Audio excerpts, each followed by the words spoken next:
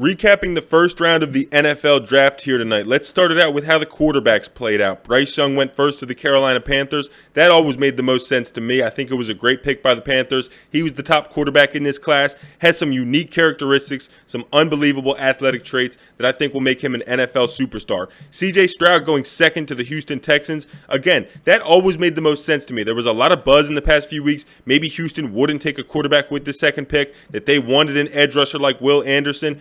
Going out and taking C.J. Stroud with the second pick, I think a lot of that is a good lesson when it comes to the draft.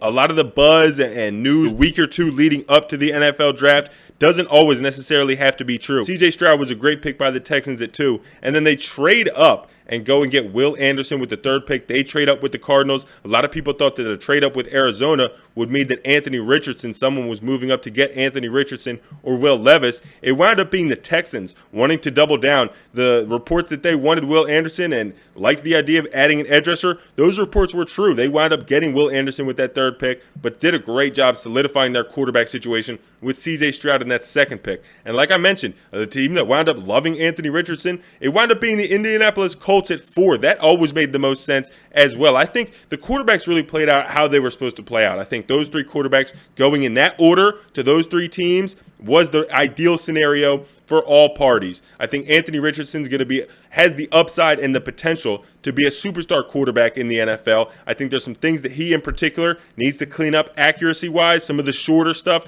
the screens, the swings, the hitches, clean those up, clean some of the fundamentals up. I think going and joining Indy with Shane Steichen, a guy who has a proven track record of working with quarterbacks like Phillip Rivers, Justin Herbert, and Jalen Hurts. Love it for Anthony Richardson. Love the way that all three of these quarterbacks played out.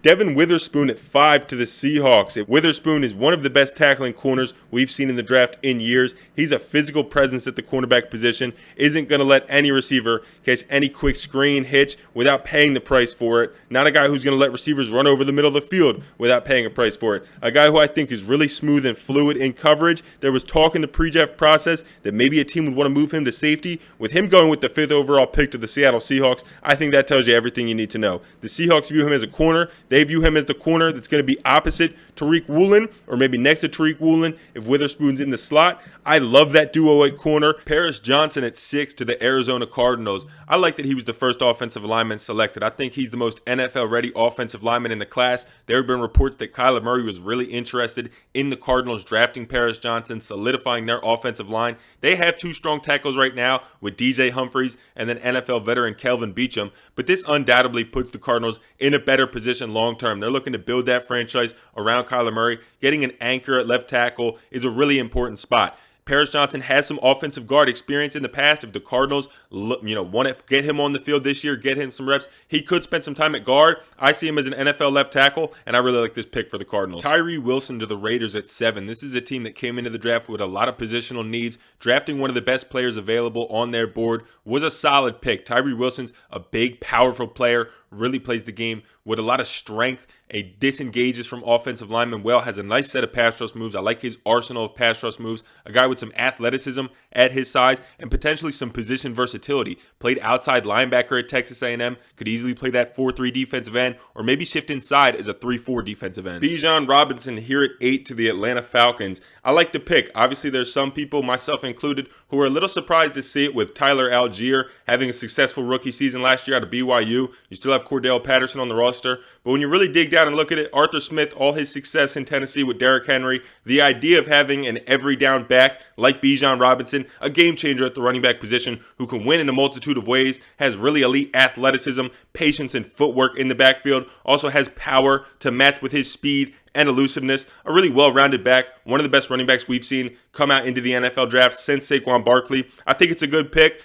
Looking at what the Eagles did with the 9th and 30th pick, adding in Jalen Carter at 9, Nolan Smith at 30, starting with Jalen Carter, arguably one of the best defensive players in this draft class. Off the field concerns aside, the Eagles seem to feel comfortable enough to draft him with the 9th pick. They traded up to do it, one spot with the Bears, only had to give up a 4th round pick next year. Jalen Carter's a disruptive force from the inside. He'll pair really well with Jordan Davis. Obviously, all members of that 2021 Georgia defense, a historic defense. Chicago Bears with the 10th pick drafted Darnell Wright, offensive tackle out of Tennessee. Really good pick. Went 19 consecutive games at Tennessee without allowing a sack. Faced off against Will Anderson this year and had a really strong performance. Won a lot of his one-on-one pass reps when Tennessee faced Alabama. I think for the Bears, it solidifies their offensive line, an already strong group that will be improved from last year and years past. I think it's a group that can protect Justin Fields, give him the time to throw the ball to their reinvented offense with DJ Moore, Chase Claypool. I'm excited to see what the Bears do this year. It seems like they have a little bit of a window with Justin Fields on his rookie deal. Darnell Wright's a really good pick to solidify the offensive line.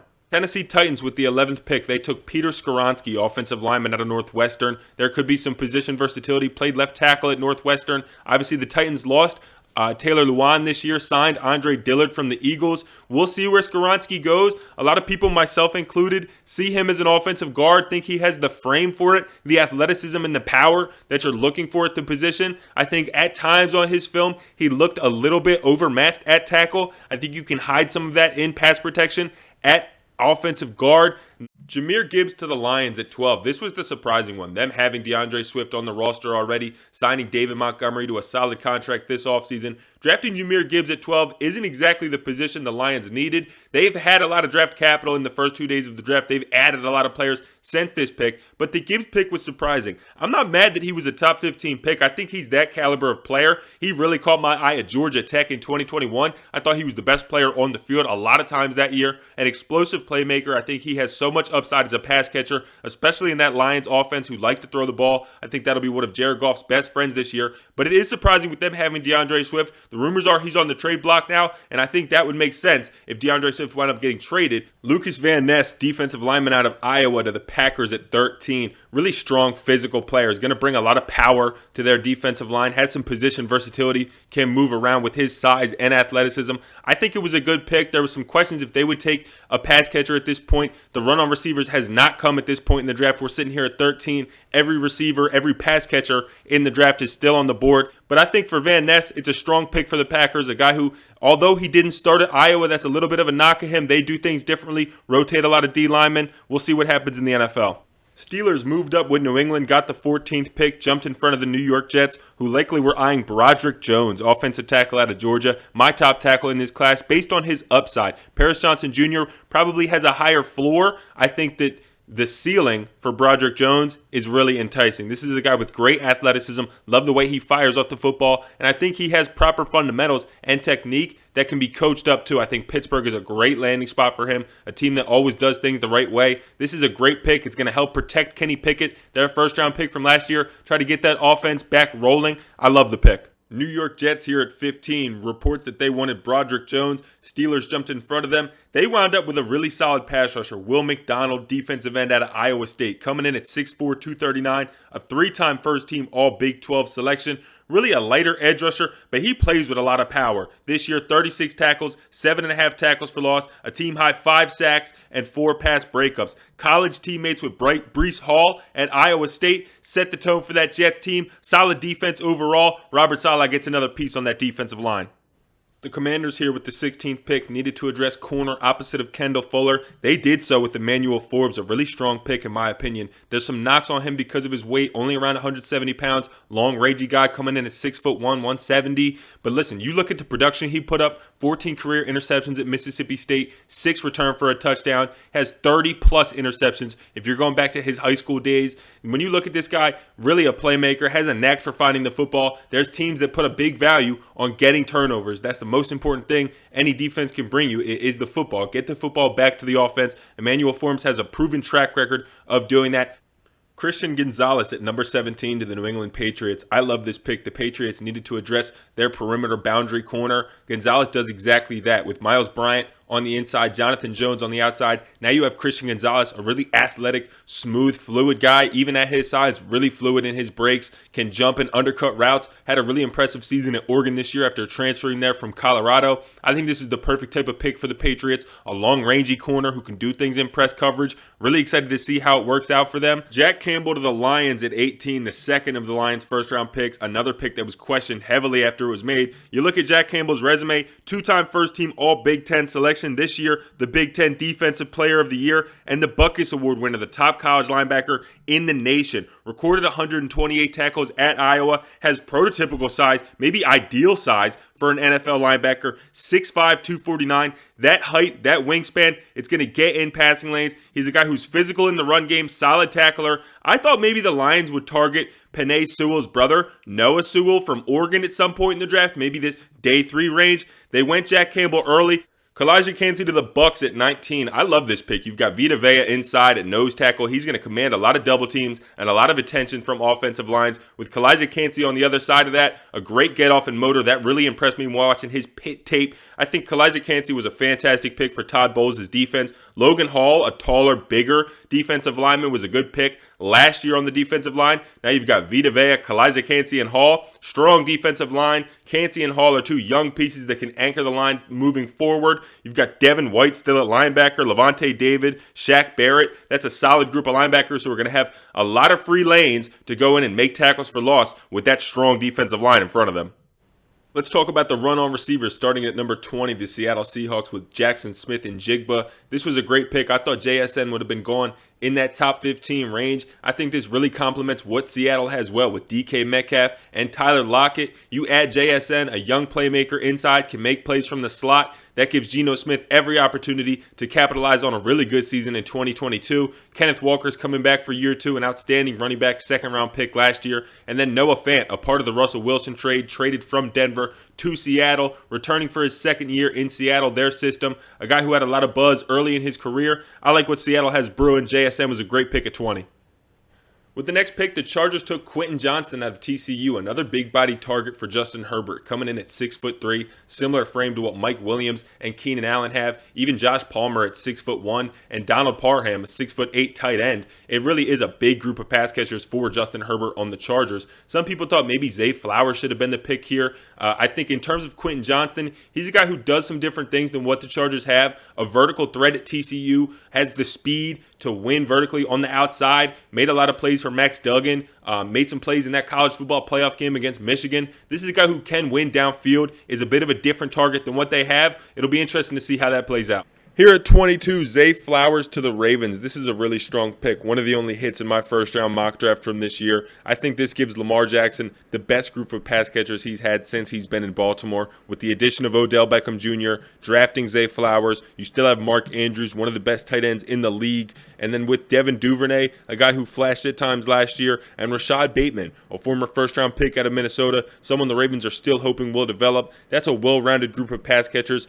different frames, different type of guys. Zay Flowers is a really complete receiver, can play all over the field. I think right now he'll make the most sense in the slot, but also could give them some looks similar to what Marquise Hollywood Brown gave the Ravens back in the day. A deep vertical threat, a guy who can win. We know Lamar has the arm to put it out there. I really like this pick for the Ravens. Jordan Addison was really high on my board since last year. What he did with Kenny Pickett at Pitt really caught my eye, helped Caleb Williams win the Heisman this year at USC. I love this pick for the Vikings. I think he's a great replacement for Adam Thielen. It's a fit that I hadn't even really put together because I had Addison going higher than 23, but with him being on the board, I think this was a great selection. He really, like I said, is a great replacement for Thielen. They have some similarities in their game. Two taller, skinnier guys who can win in their routes, create separation at the line of scrimmage. I think Addison probably has better speed and is a more polished player early in his career. We know Thielen came in as a rookie minicamp invite, undrafted free agent type of guy. Addison is a really proven guy, a lot of success in college, a quarterback's best friend. I think he'll be great for Kirk Cousins and whoever winds up being the future quarterback of the Minnesota Vikings. Love this pick. Great opposite of Justin Jefferson. KJ Osborne and Jalen Reagor can complete for the slot now in that third wide receiver spot, but you got Jefferson and Addison to anchor the Vikings receiving core. With the 24th pick, the Giants drafted Deonte Banks out of Maryland, cornerback, coming in at 6 foot, 197 pounds, stayed home at the University of Maryland, a Baltimore, Maryland native. He'll pair well next to Adoree Jackson in the Giants secondary. They also have Xavier McKinney and Bobby McCain at safety. It's a talented group. They have a solid overall defense. It's a scrappy defense. They're solid up front. Guys like Leonard Williams. I think overall this is a good pick for the Giants. A guy who can play man coverage for them. It's a talented group of quarterbacks in the NFC East having to face Jalen Hurts and Dak Prescott. You saw the Commanders go out and draft Emmanuel Forbes at 16. The Giants got Deonte Banks at 24.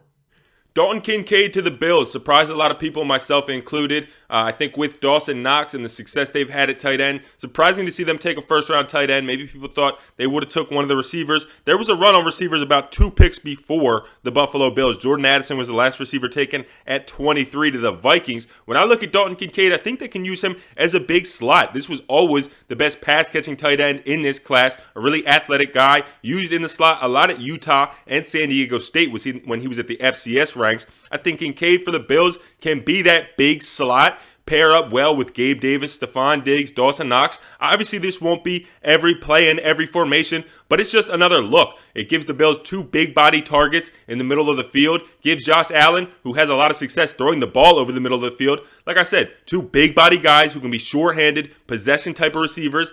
Cowboys at 26 really did a good job solidifying the interior of their defensive line with Mozzie Smith out of Michigan coming in at 6'3", 232, really big physical presence, had 48 tackles this year, was a 2-year starter on a strong defensive line, was the interior guy with guys like Hutchinson, Ojabo, and Mike Morris, a draft prospect this year, on the outside. You look at the Cowboys defense, DeMarcus Lawrence and Micah Parsons, already proven pass rushers off the edge. Micah Parsons, that versatile piece. He was really excited that the Cowboys went out and drafted Mozzie Smith, was texting with Dan Quinn, Cowboys defensive coordinator, talking about how much they liked him. Mozzie Smith's going to be a presence inside for the Cowboys. Jaguars with the 27th pick drafted Anton Harrison, Oklahoma's left tackle. I like the pick for them. Cam Robinson's going to miss some time this year, strengthen their offensive line, and move their offensive line forward. I think that was something that needed to be done. They have solid offensive tackles, lost Jawan Taylor this year in free agency, but needed to overall move that offensive line to its next point. Anton Harrison, really sound in pass protection. I love his fundamentals,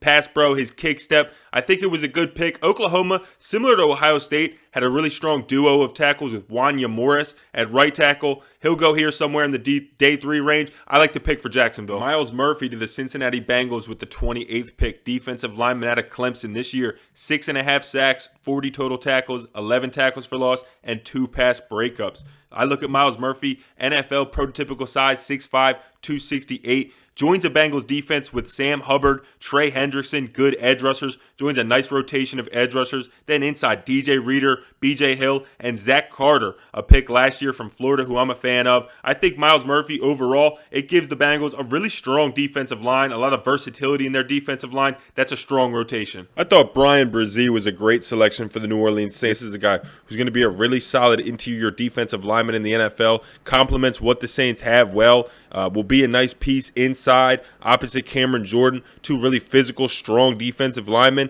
I think Bresee is exactly what the Saints needed. They've had a history of drafting well at the defensive line position. Guys like David Amnietta, Marcus Davenport, Cameron Jordan, obviously, back in the day. Now Bresee will be the next one in that list. Really strong defensive tackle from Clemson. Great pick by the Saints. And then Nolan Smith at 30, a guy who lit up the NFL Combine, ran a 4.39 40, had an outstanding day. His numbers look more like a receiver than an edge rusher. A guy with outstanding speed and athleticism off the edge, can win in a multitude of ways, has a arsenal of pass rush moves. I really like how polished he is as a pass rusher entering the NFL now. When you have 4 players from a historic defense, it's certainly an encouraging sign. I think it's going to be tough to run the football on the likes of Jordan Davis and Jalen Carter inside. You hope Nakobe Dean develops into a real solid starting middle linebacker like he was at Georgia, but it feels like a win for the Eagles to go and get 2 of the best defensive players, pass rushers nonetheless, from one of the best college football defenses. Drafts in Kansas City this year. Chiefs won the Super Bowl. It's only right they took someone from Kansas City. FELIX ANUDIKE UZOMAH,